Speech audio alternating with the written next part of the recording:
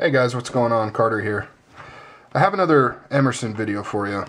I'm just, I'm on an Emerson kick, and I think about things and I share things with you guys. So that's what this is again. Up here we have the Super Commander. Here is the Horseman or Mini CQC-8, as it's also known by. That's basically what it is. And the CQC-7V right here. Kind of funny, I have all these videos about Emersons and all this stuff. Right now in my collection, these are the only three I have. I have my Super Roadhouse is in transit to Tough Thumbs for some pimping to the extreme. And then I have my regular sized Roadhouse just getting a little facelift somewhere else. My dad actually is taking care of that, but he's not at work at the moment because of his surgery, so I have to wait for him to resume his work schedule before he can get around to taking care of that. So for now, I've only got these three. Just got this one today, actually. Now, what I wanted to talk about is kind of why I like Emersons. I did a video on, what one was that? Oh, are Emersons for you? And a lot of that obviously covers why I like Emersons, but this one's going to specifically address a few other things. First off, I am in fact going to mention Jay Davis in this video. I am not a stalker or anything.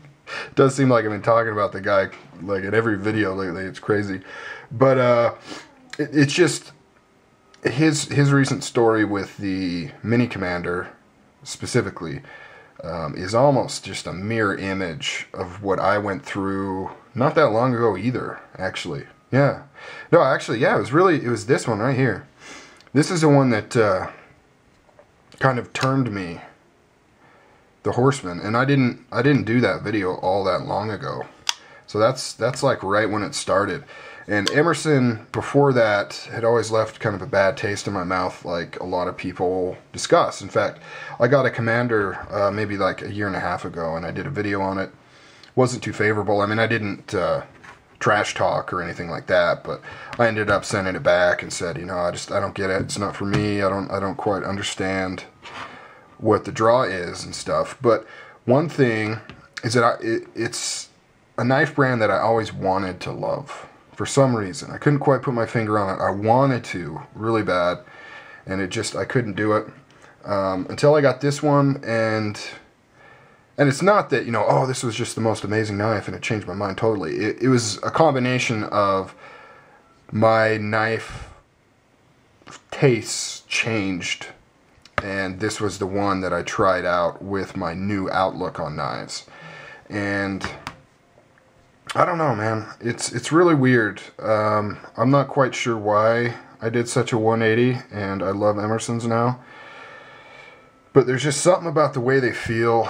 There's something about the way they look. They've got kind of this industrial kind of machine, no frills aesthetic to them. And it's one of those things where after you kind of look at them for a long time, you actually really start to think they look really cool, and you just appreciate the way they look and the way they are. Kind of like Glocks. A lot of people that are really into Glocks really like the way they look, and they think they are pretty guns, whereas your general population, if you show it to them, they're going to say it's ugly. And kind of with this, I mean, I don't know, I can't quite explain it. I mean, the bad fit and finish, or finish really, that people often complain about, I've actually grown to like for some reason. I like the milling marks, and I like the kind of inconsistencies on the finishes. Sometimes you'll get a pivot that's just completely coated black, and then sometimes you'll get one that's kind of, it's got almost like a blued, like a gun blue type finish on it. Sometimes you'll get a pocket clip that's got that matte type parkerizing with like maybe little scratches on it. And I just love it. And there's something about the way they feel. The G10, it's very organic feeling almost. I don't know. It's hard to explain. But one thing that I did want to talk about that popped into my head the other day was it kind of, part of my love affair with Emerson's kind of reminds me of back when I was into underground, crazy punk rock when I was younger. I used to just love that. And, you know, the more obscure and the more crusty, the more gravelly, the more unknown the band was, the more I loved it, you know. If it was some weird band from California that dressed up as clowns, and it was basically just power chords played as quick as they could be played with yelling, and it sounded like it was recorded in a steel shed, I freaking loved it. There was just something badass about it. There's something just raw about it, and distilled, and energy, and all that stuff, all that cool youth stuff, you know. And I loved it. And I would actually, you know, these were hard to get. I couldn't just walk into Walmart and buy these CDs. That's what we had back in the day, kids. For you younger guys, compact discs. You know, I couldn't just walk into stores and get those, especially since I lived in a smaller town. So I'd have to order these out, and I'd usually pay more than what I would pay for a commercial album just to get a hold of these things. And, you know, it's just so cool as a prized possession, and I just like to put them on and just, you know, rock out. And that's kind of what these remind me of. You know, I don't know, there's just something along those lines that I like. And I can't really put my finger on it, you know. It's just no frills, no bull crap, you know, no super shiny stuff on there. It's just raw steel, raw badass knife, you know what I mean? And yeah, I just thought of that actually in the shower last night. That's right, I take my showers at night. Don't judge me. And it just kind of, I was just like, oh yeah, you know, I mean, just like those bands, I couldn't sit there and compare them to a polished rock band and actually say, oh, well, see, their music arrangements and the way they do this and the way they do that, it's actually better than, you know, the way this band does their arrangements and things like that. It's like, no, it wasn't about that. It wasn't about musical prowess. It was just about that badass raw energy. And Emerson has badass raw energy. And it's not for everybody. Just how crazy underground punk bands isn't for everybody, or, you know, any of that kind of stuff. But it's definitely for me. And I enjoy it. I enjoy it a lot.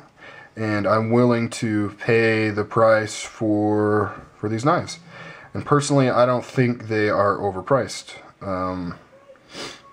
You're getting a US-made knife that has been professionally designed, that is backed by somebody very respectable, that has premium materials, G10,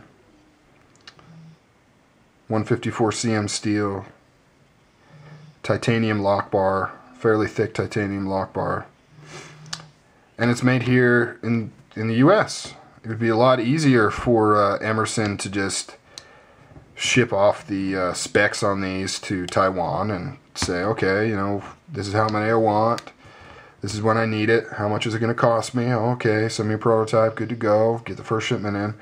It's a lot harder to build a shop, you know, and produce your own stuff here in your own country and hire workers to do this. And, you know, it's kind of like, it's the difference between if I started like a t-shirt store, let's say, where we designed our own t-shirts in-house, and I hired designers and I hired people that were experts at making those t-shirts, and we actually had a building with a sign that people could come into, and it was like it was a thing, it was a physical thing, you know, and it was in a place, and it had actual people that worked there that lived locally. It's like the difference between having something like that and just designing something on Photoshop and uploading it to www.tshirts.com and clicking on I want 50 and waiting for them to come in the mail. There's just something different there. So that's it, guys. That's why I like Emerson knives. Later.